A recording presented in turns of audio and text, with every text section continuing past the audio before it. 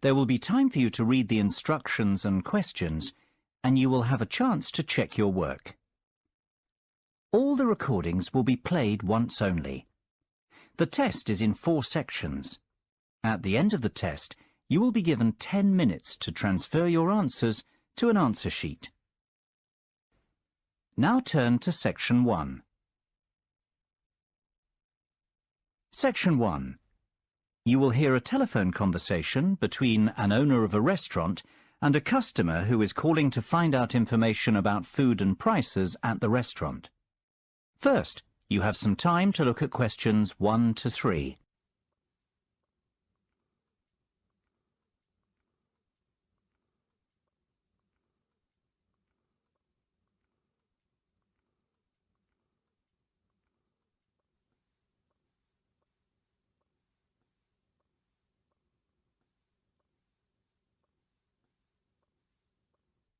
Now we shall begin.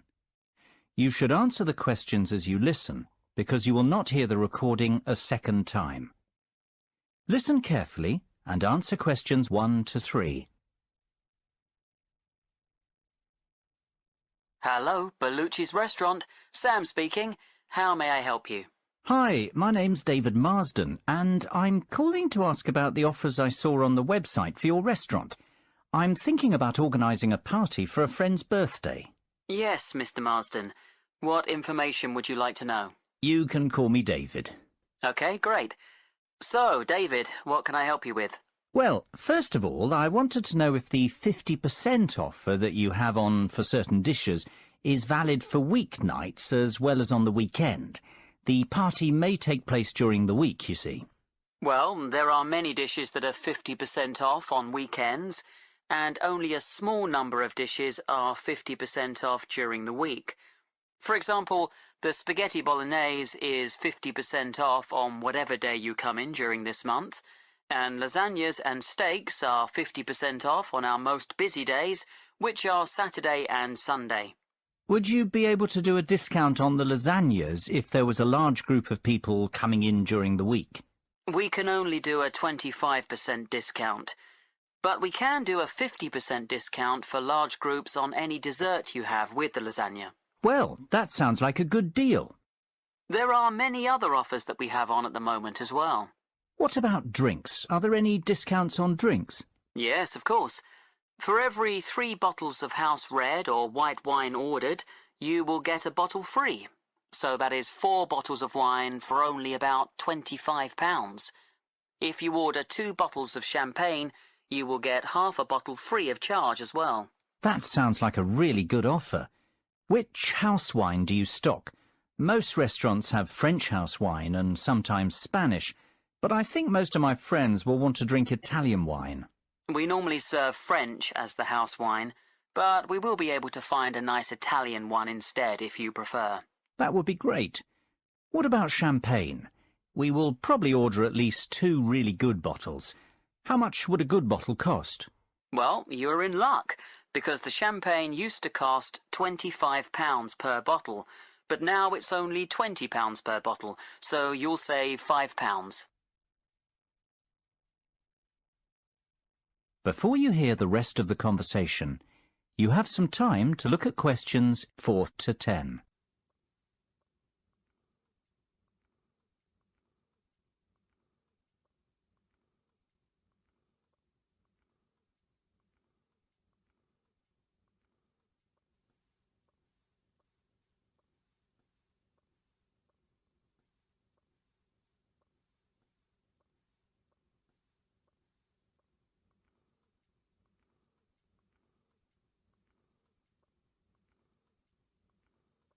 Now listen and answer questions 4 to 10.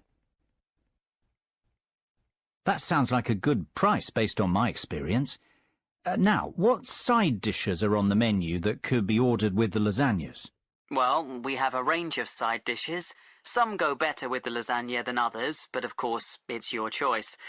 The chef's special side dish is a chicken and cheese dish. This may be too heavy to have with lasagna, but we have a selection of salads, such as a mixed salad and a Greek salad. They would be the best option with that main course. Some other side dishes that are popular are tomato bread with herbs and Italian cheese with peppers. That all sounds very tasty, and I'm sure all the people who are coming to the party will like these types of dishes. I might come in during the week to try out some of your food before the party. So, would you like to reserve the table then for your party? Yes, I was wondering if you have any tables free for the 20th of August. I'm afraid we are all booked up on that date, but we can reserve a table for you for the week after, on the 27th of August. Is that okay? Yes, that will be fine. How many people will there be? 15. Can we have the table for 7 o'clock on that evening? Yes, that can be arranged. Please, can I take your phone number for the booking? Yes, it's 01445 333 6451. Okay, that's great. Can I also take your email address to send you information about the restaurant and update you about offers and evening entertainment? Sure, it's david.hamill@worthing.com. david.hamill@worthing.com. Great. Well, I think that's all I need for the moment. We'll be in touch closer to the date when you'll be coming to the restaurant. If you want to ask anything or order anything special, we can cater for most requests. Yes, that would be good, as I'm sure I'll think of something. Bye-bye, David. Speak soon. That is the end of section 1. You now have half a minute to check your answers.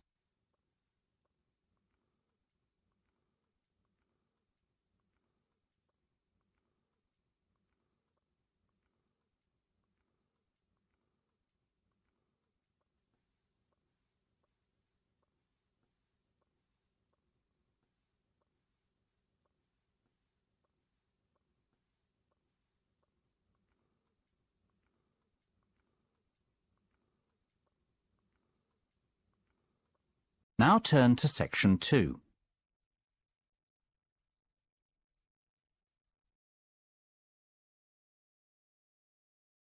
Section 2. You will hear an extract from a talk about the history of tennis. First, you will have time to look at questions 11 and 12.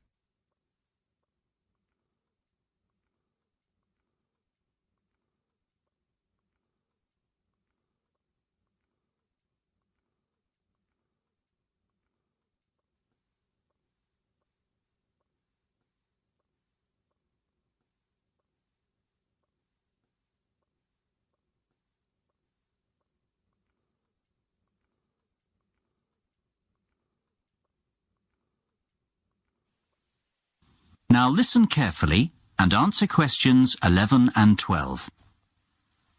Good afternoon and welcome to the programme. Today we have a special programme about the history of tennis in this country, and we also have Steve Mackay in the studio, the all-time great British tennis player, to give us the lowdown on some interesting facts about the sport and other great tennis players. Steve, obviously tennis is one of the most popular sports broadcast on TV today. Can you tell us about the early days of tennis? Well, the medieval form of tennis is known as real tennis and eventually became lawn tennis, which is what we know today. Real tennis changed over 3 centuries from an earlier ball game played around the 12th century in France. This had some similarities to handball. People would hit a ball with a bare hand and later with a glove. People say this game was played by monks in monasteries. By the 16th century, the glove had become a racket. Real tennis spread in popularity throughout royalty in Europe and was the most popular in the 16th century. Before you hear the rest of the conversation, you have some time to look at questions 13 to 20.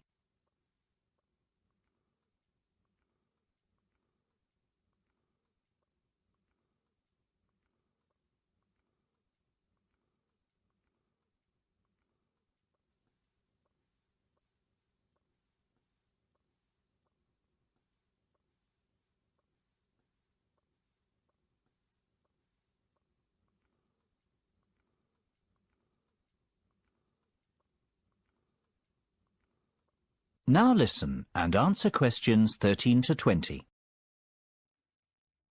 It's amazing how the sport has changed then over time, and how technology has helped to advance it with the state-of-the-art tennis rackets that we have today. So, what about the players who will go down in history as the best at this sport? Who do you think will be remembered on the Wall of Fame? Well, obviously I have many favourites, and all tennis players have different styles and will be remembered for different aspects of their game. The first player, though, that has to be mentioned is the great Bjorn Borg. He will go down in history due to the fact that he won 11 Grand Slam singles titles between 1974 and 1981, 5 at Wimbledon and 6 at the French Open. Born in '56 in Sweden, Borg became the youngest winner of the Italian Championship just before his 18th birthday, and 2 weeks later he was the youngest winner of the French Championship. Borg is the only player in the Open era to have won both Wimbledon and the French Open in the same year more than once. Another very important tennis player is Boris Becker. He was born in 1967 in Lyman, West Germany, and he is a 6-time Grand Slam singles champion. Since he retired in 1999 from the professional tour, media work and his personal life have kept him in the headlines. An interesting aspect of his career is the fact that he was the youngest ever male Grand Slam singles champion, winning Wimbledon at 17 years, 7 months. Moving on to our next great player, we have Pete Sampras. He was born on August the 12th, 1971 in Washington, D.C., and during his 15-year career, he won 14 Grand Slam men's singles titles. His flair for the game was evident at age 3 when he discovered a tennis racket in the basement of his home and spent hours hitting balls against the wall. His parents are of Greek origin. He has given some truly unforgettable performances on the court over the years. The final player I will mention is the great Andre Agassi. He was born on April the 29th in 1970 in Las Vegas, Nevada. During his career, he won 4 Australian Open titles, 1 French Open, 1 Wimbledon, and 2 US Open, which gives a total of 8 Grand Slam titles. An interesting aspect of his career was that he turned professional at the age of 16, and his first tournament was in La Quinta, California. He won his first match against John Austin 6-4, 6-2. But then lost his second match to Mats Wilander 6-1, 6-1. By the end of the year, Agassi was ranked world number 91. These players really have achieved a great amount in their lives, and they will be talked about for years to come, especially when the Wimbledon Championships come round in June. Steve, which one is your ultimate favourite? Oh, I just can't answer that. They all evoke great memories in the world of tennis, and they have all contributed so much to the game. Their names will always be inscribed on the Wall of Champions. That is the end of section 2. You now have half a minute to check your answers.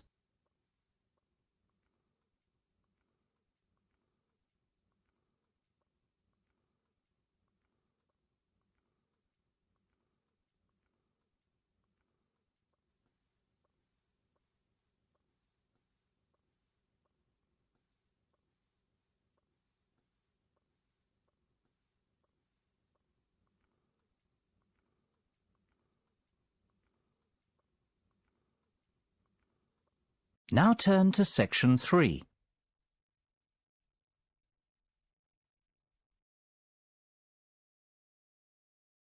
Section 3. You will hear 4 students discussing a conference they want to organise at their college. First, you have some time to look at questions 21 to 27.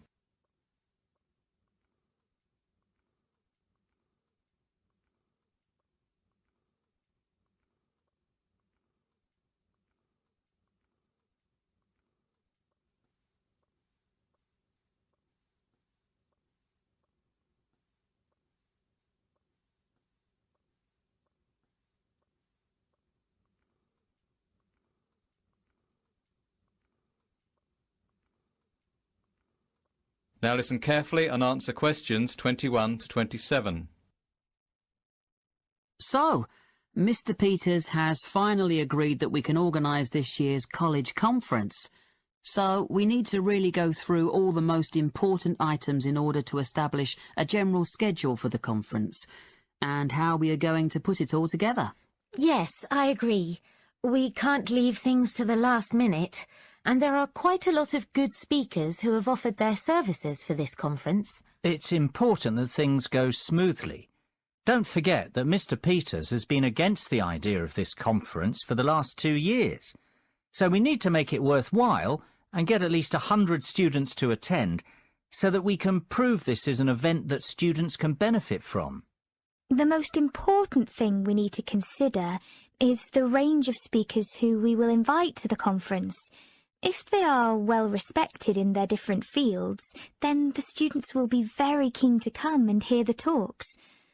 We don't have a massive budget either, so we have to negotiate on the fees that the speakers will charge. Sam, you mentioned before this meeting that you have had some calls from some interesting potential speakers. Can you give us the lowdown on the rough list that you have at the moment? Yes. The main person on my list, who is an expert in the field of business management, is Professor Harmon. He would be good at running workshops where students can discuss how to start a business, and he likes to include role plays, which make the sessions more interesting. Yes, I've heard of him, and people have told me that he is dynamic and interesting. He doesn't like just giving lectures. He likes to get the students involved more in the discussion. We should definitely send him a formal invitation. What about another area of study, such as maths? Well, I have done some research on Mr. Steve Bishop. I heard about him because my brother went to see him give a lecture at a university in his area. Apparently, he is well respected among many universities in England for his knowledge in the field of maths. He has even done some research with some famous mathematicians. My sister studies maths at university, and I think he came to her university too, to give some extra lectures. He would be a good one to keep on the list. I could send the invitation to him if you want, Sam. That would be great, thanks. We have speakers now to talk about business and mathematics, so it would be a good idea to invite someone who is an expert in an arts subject, like English or drama. I haven't actually got any ideas for arts subjects. Well, I'm planning to do drama at university, and I know of a lady who is the head of drama at a well-known university. Her name is Sandra Bolton. She would give some drama seminars where students can discuss aspects of theatre and production in smaller groups. I also know a professor called Mr. Max Wallington. He is a professor of English literature, and he would come and give a lecture about Shakespeare. I'll send invitations to Miss Bolton and Mr. Wallington then. Great! That's 2 art subjects covered then. The final main subject area we need to think about is science. Dave, you want to study biology at university, don't you? Do you know of any professors we can contact? Well, there's the famous Professor Sean O'Brien. He's done quite a lot of work in the field of genetics. I'm sure all the budding scientists will really want to come and hear him speak. As well as this, there's the mad scientist Jeff O'Hara, who is very knowledgeable about Albert Einstein, and he can come and talk about his famous theories. Perfect. Now that we have some speakers in mind to cover the main areas of study, we need to think about the administration and organisation of the conference. To start with, we need to send the invitations out to all the speakers we have agreed on school-headed paper. Kate, Lucy and I will take care of that.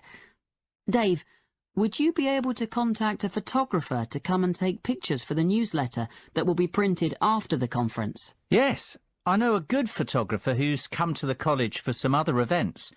I will contact him as his photos were of really good quality. Lucy, would you be able to order the food and drinks? Which caterers do you think we should use? We don't want to spend too much money.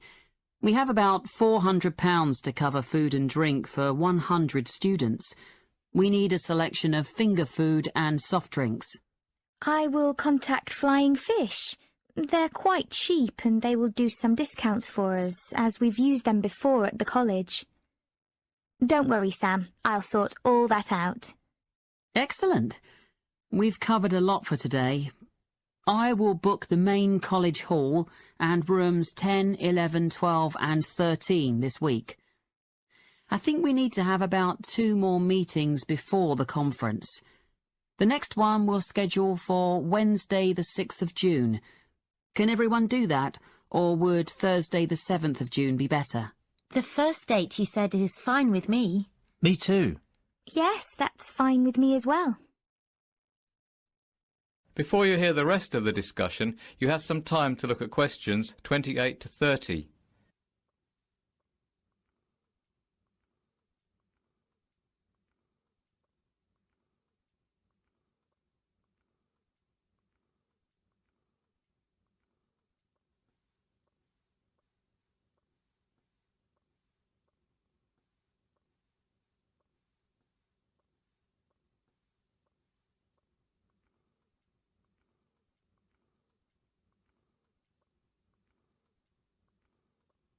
Now listen and answer questions 28 to 30.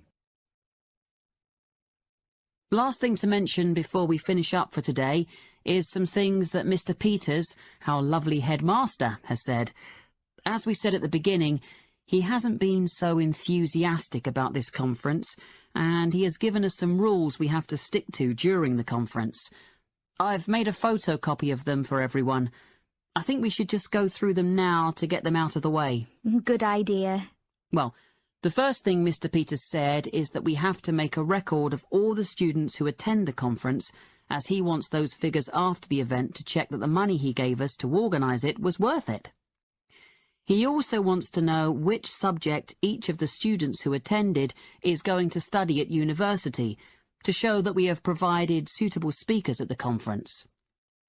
He said that he doesn't mind how many speakers we invite, as long as the lectures are well attended. The last requirement was that we help organise the travel arrangements for the speakers. We can discuss the details of this in the next meeting. That all sounds fairly easy to manage. Did Mr. Peters not say anything about tidying up the hall and the rooms after? I would have thought that he would have said something about that. That wasn't something on the list. I could check with him, but the cleaners who clean the college on a regular basis might tidy everything up. They would just have to be paid a bit more. I don't think the conference will produce too much mess anyway. It would be good to get some help with all that anyway. Yes. So, that's everything then. Let's go for lunch now. I'm starving. We can speak about the next lot of things at the next meeting. That is the end of section 3. Now you have half a minute to check your answers.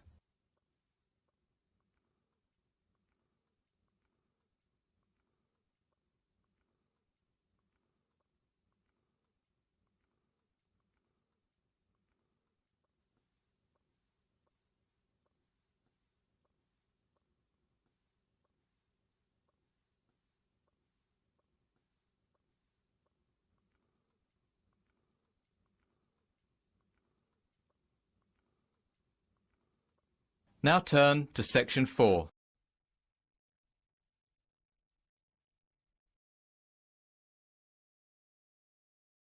Section 4. You will hear part of a lecture about healthy eating. First, you have some time to look at questions 31 to 40.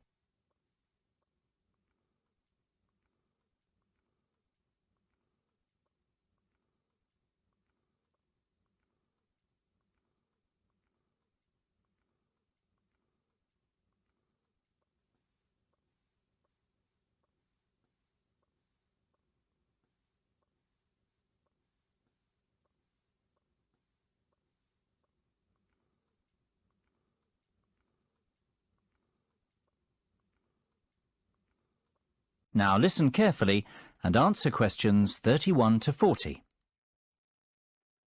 I'd like to introduce our speaker today, who has come all the way from Manchester. Dr. Paul Harold, the head of research in nutrition at Manchester University. He is going to talk to us about ways we can improve our lifestyle and fitness. This will include watching what we eat and being more careful about our calorie intake, as well as taking regular exercise. This is an important current issue, as many people eat too much junk food, and the nation as a whole is fatter than it was 100 years ago. Thank you, James, for your introduction. You are absolutely right. Statistics show that the nation is heavier than it used to be, and this is due to the long hours that we work and the lack of time we have to prepare healthy meals that are low in fat and sugar. There are some simple steps everyone can take to help improve their general health. Maybe lose some weight first. In the long run, it could lower your cholesterol and blood pressure. The first thing to do in order to check that your weight is healthy is to work out your body mass index, or BMI. This is a tool that can help you find out if you are a healthy weight for your height. Obviously, the height of a person will affect what weight they should be. To work out your BMI, you should take your weight in kilograms and divide it by your height in meters. Then you divide the result by your height in meters again. The result you come up with can be checked on a chart to see if your BMI is too high, too low, or about right. Even if your BMI is about where it should be, it is still important to eat a healthy and well-balanced diet. A healthy diet involves consuming appropriate amounts of all the food groups, including an adequate amount of water. Nutrients can be obtained from many different foods, so there are a wide variety of healthy diets. To start with, it is important to eat starchy foods such as bread, cereals, potatoes, rice and pasta, together with fruit and vegetables, and this should provide the bulk of most meals. Some people wrongly think that starchy foods are fattening. In fact, they contain about half the calories than the same weight of fat. Also, starchy foods often contain a lot of fibre. When you eat starchy foods, you get a feeling of fullness, which helps to control appetite. It is also important to eat at least 5 portions, and ideally 7 to 9 portions, of a variety of fruit or vegetables each day. If you eat a lot of fruit and vegetables, then your chance of developing heart disease, a stroke, or bowel cancer are reduced. You also need a certain amount of protein to keep healthy. However, most people eat more protein than is necessary. You should choose poultry, such as chicken or lean meat. There is evidence that eating oily fish helps to protect against heart disease. It is probably the omega-3 fatty acids in the fish oil that help to reduce build-up in the arteries. Aim to eat at least 2 portions of fish per week, one of which should be oily. Obviously, what we eat is highly important, but it is also crucial to do regular exercise, as it strengthens our heart, tones our muscles, and is also good for the mind. We're increasingly living in a world where physical activity has stopped being a day-to-day part of our lives. We have domestic appliances to wash and dry for us, and cars to get us around, and with the decline in manual labour, many of us spend our working days sitting at desks. Adults should do a minimum of 30 minutes moderate-intensity physical activity 5 days a week. You don't have to do the whole 30 minutes in one go. Your half-hour could be made up of 3 10-minute bursts of activity spread through the day if you prefer. The activity can be a lifestyle activity, such as walking to the shops, or taking the dog out, or structured exercise, or sport, or a combination of these. But it does need to be of at least moderate intensity. For bone health, activities that produce high physical stresses on the bones are necessary. Well, I hope you've learned some interesting facts from this talk, and that it will help you to change your lifestyles for the better. Thank you for your attention, and I believe that James has some handouts to give you on this subject. James. That is the end of section 4. You now have half a minute to check your answers.